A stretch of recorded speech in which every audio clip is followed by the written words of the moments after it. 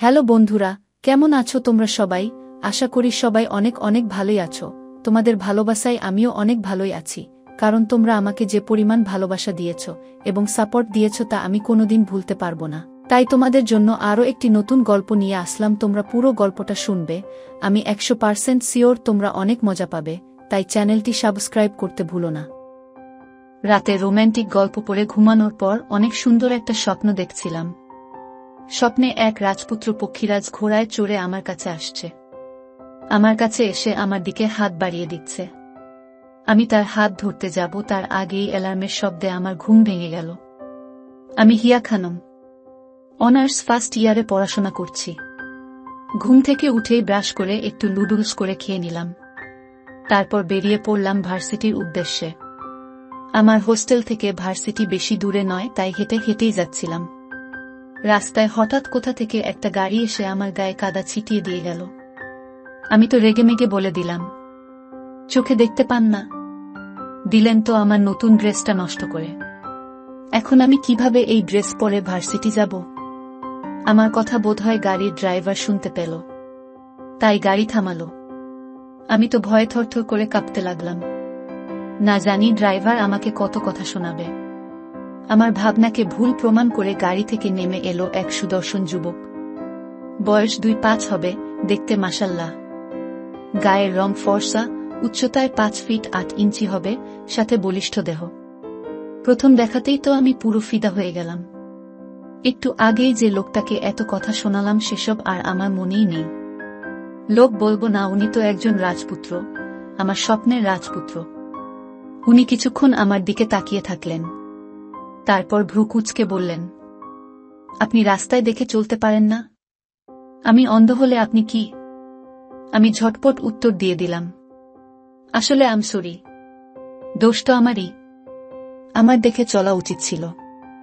আপনি কিছু মনে করবেন না, আসলে আমার নতুন ড্রেস। রাজপুত্র আমার দিকে তাকিয়ে কিছুটা নরম সুরে বলে, আচ্ছা চলুন আমার সাথে, আমি আপনাকে নতুন ড্রেস কিনে দিচ্ছি। আমি ভদ্রতা দেখিয়ে বললাম, না না, তার কোন দরকার নেই, আমি ড্রেস চেঞ্জ করে নেব। রাজপুত্র এবার আমাকে কিছুটা জোরাজুরি করতে থাকে, কারণ সে নাকি কারো ক্ষতি করলে তাকে ক্ষতিপূরণ না দিয়ে ছাড়ে না। আর আমিও তো রাজপুত্রর সাথে থাকার কোনো সুযোগ মিস করতে চাই না। 20 বছরের জীবনে এতদিনে আমার মনের মতো কাউকে দেখেছি। তাই আর বেশি কথা না বাড়িয়ে রাজপুত্রর গাড়িতে উঠে বসলাম। গাড়িটা বেশ দামি মনে হচ্ছে। আমি দেখলাম উনি খুব সুন্দরভাবে গাড়ি ড্রাইভ করছে। পাশে যে একটা সুন্দরী মেয়ে বসে আছে তার দিকে কোনো নজরই নেই। বুঝলাম আমার রাজপুত্র খুবই ভদ্র মানুষ। পাশেই একটা শপিং মলের সামনে উনি গাড়িটা থামালেন। তারপর আমায় নামতে বললেন। আমি সিট বেল্ট খুলতে পারছিলাম না, তখন উনি আমার সিট বেল্টটা খুলে দিতে সাহায্য করলেন। আমার হার্টবিট তো খুবই বেড়ে গেল। জানি না উনি কি আমার মতো ফিল করছেন নাকি করছেন না। আমি আর এসব ভাবনাকে পাত্তা দিলাম না। ওনার সাথে শপিং মলে ঢুকে পড়লাম। উনি আমাকে পছন্দ মতো একটা ড্রেস কিনতে বললেন। শপিং মলে অনেক সুন্দর সুন্দর ড্রেস ছিল, কিন্তু আমার কেন জানি না পছন্দই হচ্ছিল না। আমার খুব ইচ্ছে হচ্ছিল যে উনি যেন নিজে পছন্দ করে আমায় কোনো ড্রেস কিনে দেন। আমার ইচ্ছেটা বোধহয় উনি বুঝতে পারলেন, তাই এগিয়ে এসে একটা ড্রেস আমায় দেখিয়ে, এটা বোধহয় আপনাকে ভালো মানাবে। আমার রাজপুত্রের পছন্দ সত্যিই বেশ ভালো। ড্রেসটা দেখেই আমার ভালো লেগে যায়। ট্রায়াল রুমে গিয়ে পরে দেখি খুব ভালো মানিয়েছে, কিন্তু ড্রেসটার প্রাইস দেখে আমার চোখ কপালে উঠে যায়। 2-5 হাজার টাকা! এত দাম! আমার ড্রেসটার দাম ছিল মাত্র 5 হাজার টাকা, আর এই ড্রেসের বদলে কিনা আমি 2-5 হাজার টাকা ড্রেস নেব। আমি মন খারাপ করে বাইরে এসে বলি, ড্রেসটা আমায় মানায়নি, আমি অন্য একটা ড্রেস দেখি। বলেই কম দামি একটা ড্রেস খুঁজতে থাকি। উনি বোধহয় এবারও আমার মনের কথা বুঝে গেছেন, তাই আমাকে বললেন, ড্রেসটা কিন্তু আপনার ভালোই মানাতো, দাম নিয়ে কোনো চিন্তা নেই, আপনি ড্রেসটা নিলে ভালো লাগতো। ওনার কথা শুনে আমার একটু খারাপ লাগল। আমার উপর বোধহয় রাগ করেছেন, তাই আমি ওনার মন রাখতে ওই ড্রেসটাই নিয়ে নিলাম। রাজপুত্রর মন কি করে খারাপ হতে দেই আমি। উনি বিল পে করে বাইরে চলে এলেন।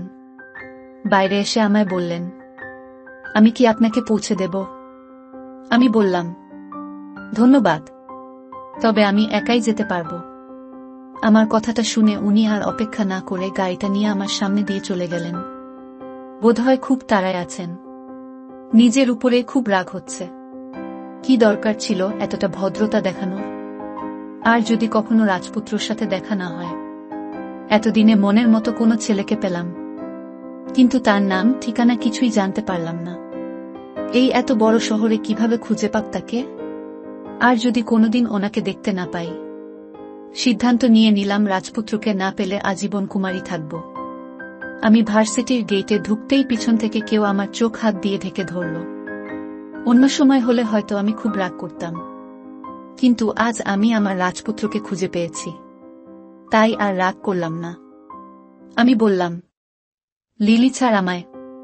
লিলি আমার চোখ থেকে হাত সরিয়ে বলে, তুই কিভাবে বুঝলি এটা আমি? আমি ব্যঙ্গ করে বললাম, এই কলেজে এরকম আজাইরা কাজ তুই ছাড়া আর কেই বা করতে পারে?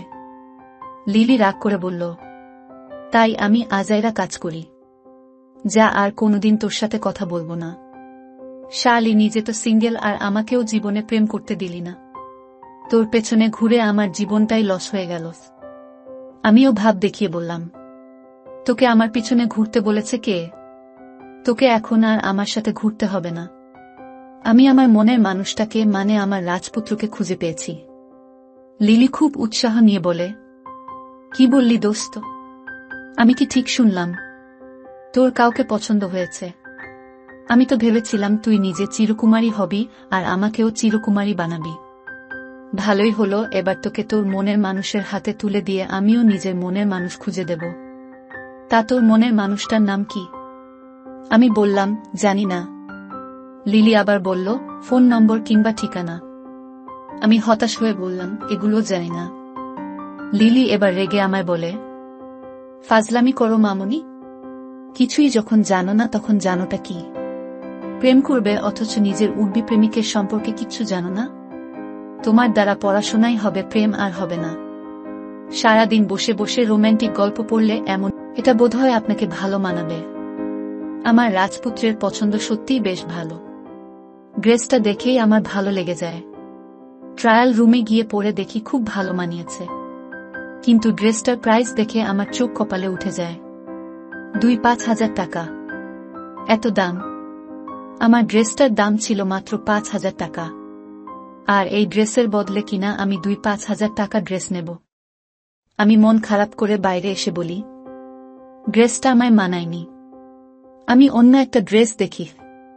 বলেই কম দামি একটা ড্রেস খুঁজতে থাকি। উনি বোধহয় এবারও আমার মনের কথা বুঝে গেছেন, তাই আমাকে বললেন, ড্রেসটা কিন্তু আপনার ভালোই মানাতো, দাম নিয়ে কোনো চিন্তা নেই, আপনি ড্রেসটা নিলে ভালো লাগতো। ওনার কথা শুনে আমার একটু খারাপ লাগল। আমার উপর বোধহয় রাগ করেছেন, তাই আমি ওনার মন রাখতে ওই ড্রেসটাই নিয়ে নিলাম। রাজপুত্রর মন কি করে খারাপ হতে দেই আমি? উনি বিল পে করে বাইরে চলে এলেন। বাইরে এসে আমায় বললেন, আমি কি আপনাকে পৌঁছে দেব?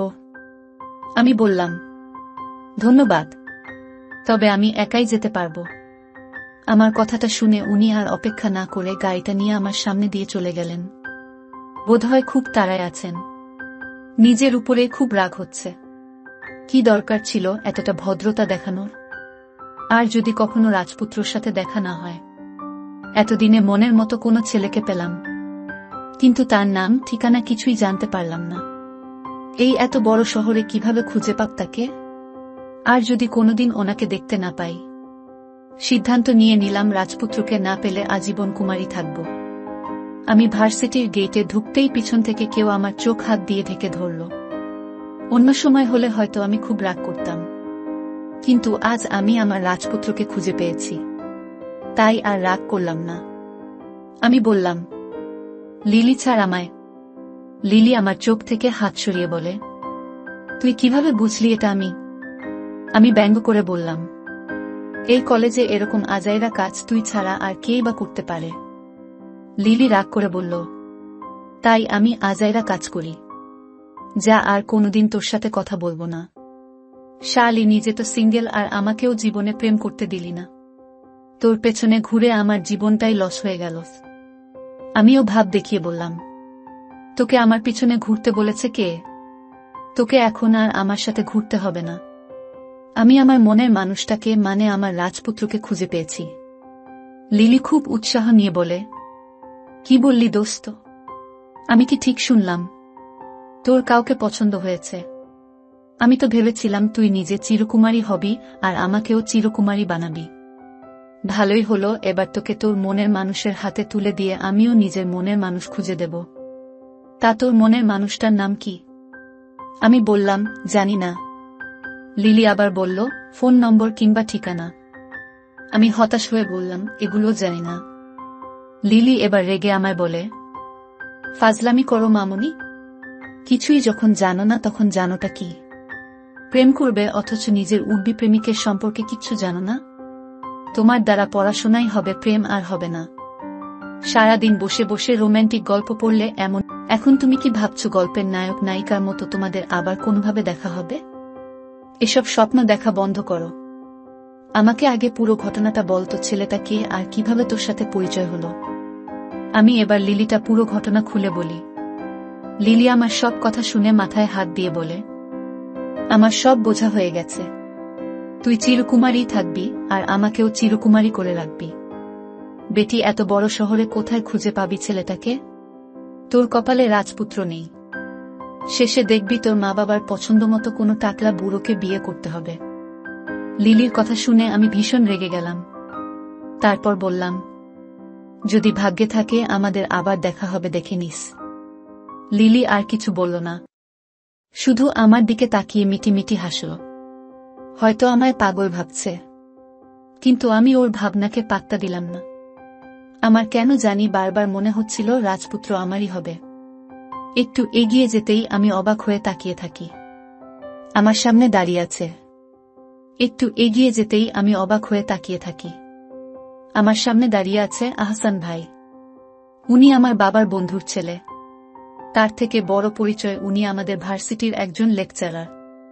ওনার ভরসাতেই বাবা আমাকে এই ভার্সিটিতে পাঠিয়েছেন। আমার তো কোনো বড় ভাই নেই, শুধু একটা ছোট বোন আছে।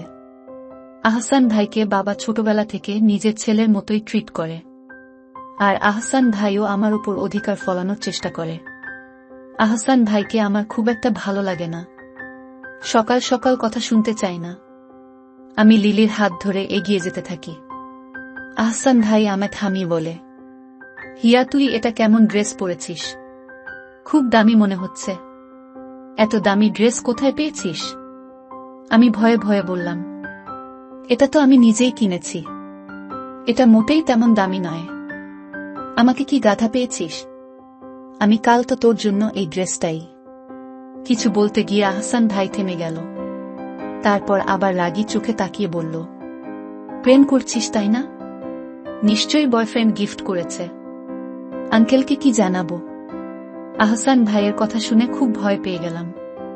বাবা এইসব প্রেম ভালোবাসা একদম পছন্দ করে না। বাবার জন্যই স্কুল কলেজে কোনো প্রেম করতে পারিনি। ভার্সিটিতে এসে যে একটু প্রেম করব সেই সুযোগটাও দিল না। এই বজ্জাত আহসান ভাইয়ের ভার্সিটিতে পাঠিয়ে দিল। আমি অনুরোধের সুরে বললাম, প্লিজ বাবাকে কিছু বলো না। এই ড্রেসটা তো লিলি আমায় গিফট করেছে। কিরে লিলি, বল। আমি লিলিকে চোখ দিয়ে ইশারা করলাম। লিলি সেটা বুঝতে পেরে বলে, জি স্যার, আমি হিয়াকে ড্রেসটা কিনে দিয়েছি। আহসান ভাই আর কিছু বললেন না। কিছুক্ষণ আমার দিকে রাগী লুকে তাকিয়ে থাকলেন। তারপর কিলার স্মাইল দিয়ে চলে গেলেন। লিলি আমার কানে ফিসফিস করে বলল, আহসান স্যারকে কিন্তু আজ খুব হ্যান্ডসাম লাগছিল। ব্ল্যাক শার্ট, ব্লু জিন্স, উফ, আমি তো পাগলই হয়ে যাব। তুই আহসান স্যারকে তো নিজের লাইফ পার্টনার বানাতে পারিস, তা না কোথাকার কোনো রাজপুত্র। লিলির কথা পুরোটা না শুনেই আমি ওকে থামিয়ে দিয়ে বলি, শোনো, তোর যদি আহসান ভাইকে পছন্দ হয় তাহলে তুই গিয়ে প্রপোজ করো। আমায় একদম বল, দেখতে হ্যান্ডসাম হলেই যে আমি কাউকে পছন্দ করব সেটা না। আমি তো আমার মনের মতো কাউকে চাই, আর এতদিনে তাকে পেয়েও গেছি। আরেকবার শুধু তার দেখা পাই। লিলি তাচ্ছিলের হাসি হেসে বলল, এই জন্মে আর তোর রাজপুত্রকে দেখতে পারবি না। দেখিস শেষে আহসান স্যারের বউ হবি তুই।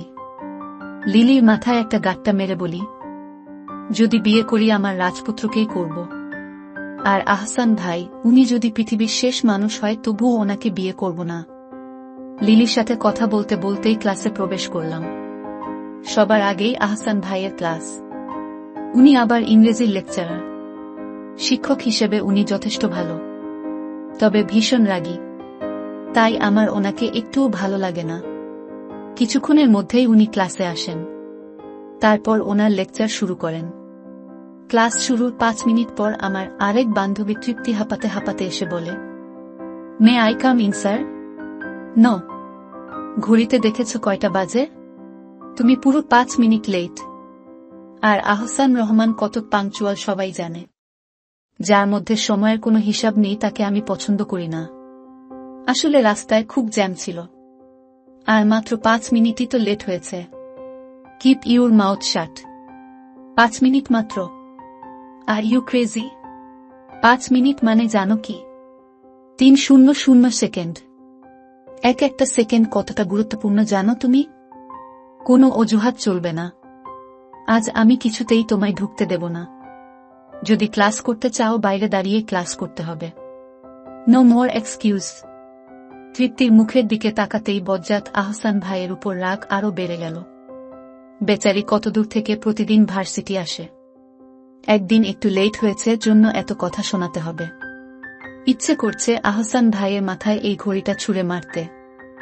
এত যখন টাইম করে আজ এই টাইম দিয়েই না থাক বাবা জানতে পারলে আমায় শেষ করে দেবে। আমি চুপচাপ ওনার লেকচার শুনতে থাকলাম। মাঝে মাঝে উনি আর চোখে আমায় দেখছিলেন। আমার ভীষণ বিরক্ত লাগছিল। আমি কিছু বলতেও পারছিলাম না, আবার শুতেও পারছিলাম না। ক্লাসটা শেষ হতেই হাফ ছেড়ে বাঁচি। তৃপ্তিও ভেতরে এসে আমাদের সাথেই বসে। লিলি তৃপ্তির গাল টানতে টানতে বলে, কিরে মুটকি, এত দেরি করলি কেন? ভুঁড়ি নিয়ে হাঁটতে বুঝি খুব কষ্ট হয়? এই লিলি ডাইনি, তোকে না কতবার বলেছি আমায় মুটকি বলবি না। কি এমন মোটা আমি? মাত্র 8-5 কেজি ওজন। আগের মাসেই না তোর ওজন 8-3 ছিল, 1 মাসেই 2 কেজি বাড়িয়ে নিলি। বা খুব ভালো, এভাবে ফুলতে থাক। যেদিন ফুলতে ফুলতে উড়ে যাবি সেদিন বুঝবি। হিয়া, তুই চুপ করে আছিস কেন? দেখছিস না ডাইনিটা আমায় কিসব বলছে? তুই এর প্রতিবাদ করবি না? আমাকে চুপ থাকতে দেখে লিলি বলে, ওকে কি বলছিস? ও তো নিজের রাজপুত্রের স্বপ্নে ডুবে আছে। ডুবে ডুবে সাঁতার কাটতে থাকুক। তৃপ্তি অবাক হয়ে বলে, রাজপুত্র মানে? হিয়া, তুই কি নিজের মনের মানুষকে খুঁজে পেয়েছিস? বল আমাকে। আমি তো ভেবে রেখেছিলাম যেদিন তুই তোর মনের মানুষকে খুঁজে পাবি সেদিন থেকে আমি ডায়েট করা শুরু করব। তৃপ্তি থেকেও দ্বিগুণ অবাক হয়ে আমি বলি, কেন? আমার রাজপুত্রকে খুঁজে পাওয়ার সাথে তোর ডায়েটের কি দেখ, তোর চিন্তাতেই কিন্তু আমি আর লিলি এতদিন প্রেম করিনি। তুই এত সুন্দরী, যে কোনো ছেলে যদি আমাদের সাথে প্রেম করেও তবুও তোকে দেখে তোর পেছনে পড়ে যাবে। এখন যদি তোর বয়ফ্রেন্ড হয় তাহলে তো সেটা পারবে না। লিলি হো হো করে হেসে বলে, তুই আর ডায়েট করলেও আমার থেকে বেশি সুন্দরী হতে পারবি না। তোর বয়ফ্রেন্ড দুদিনেই তোর সাথে ব্রেকআপ করে আমার সাথে প্রেম করা শুরু করবে। তৃপ্তি এবার রেগে গিয়ে লিলির চুল টেনে ধরে। ব্যাস, এদের মারামারি শুরু। আমি অনেক কষ্ট করে ওদের থামাই। ভার্সিটির সব ক্লাস শেষ হওয়ার পর তৃপ্তি হঠাৎ আমাদের সাথে জেদ করতে। সামনে নাকি নতুন একটা রেস্টুরেন্ট ওপেন হয়েছে। তৃপ্তি চাইছে সেখানে যেন আমরা একবার যাই। লিলি বলে, আমি তোর মুটকি হতে চাই না। তোর যদি খেতে ইচ্ছে করে তুই একা গিয়ে খা। খেতে খেতে হাতি হয়ে যা। আমিও অনিচ্ছা প্রকাশ করে বলি, আমার অনেক কাজ আছে। এখান থেকে ফিরে টিউশনি করাতেও যেতে হবে। লিলি আমার দিকে বাঁকা চোখে তাকিয়ে বলে, তুই আবার কবে থেকে টিউশনি শুরু করলি? তোর বাবা তো তোকে যথেষ্ট টাকা পাঠায়। এসব টিউশনির আবার কি দরকার? বাবার উপর আর কত চাপ দেব? তাছাড়া নিজের উপার্জন করার মজাই আলাদা। তৃপ্তি কাচুমাচু হয়ে বলে, তার মানে তোরা কেউ আমার সাথে যাবি না? ঠিক আছে, তোদের সাথে আর কোনোদিন কথা বলবো না। আজ থেকে তোরা আর আমার বন্ধু না। তৃপ্তি মন খারাপ করে চলে যেতে থাকে। লিলি পিছন থেকে গিয়ে তৃপ্তিকে পিছন থেকে জড়িয়ে ধরে বলে, এই থাম, চলো আমিও যাব। আমি না গেলে তো তুই আরো বেশি করে খাবি, আরো বেশি মোটা হবি। হিয়া তুইও চলো। যদিও আমার যাওয়ার ইচ্ছে ছিল না, কিন্তু ওদের খারাপ লাগবে ভেবে চলেই এলাম। রেস্টুরেন্টটা নতুন হলেও বেশ ভালোভাবে ডেকোরেট করা। সব মিলিয়ে আমার ভালোই লাগল।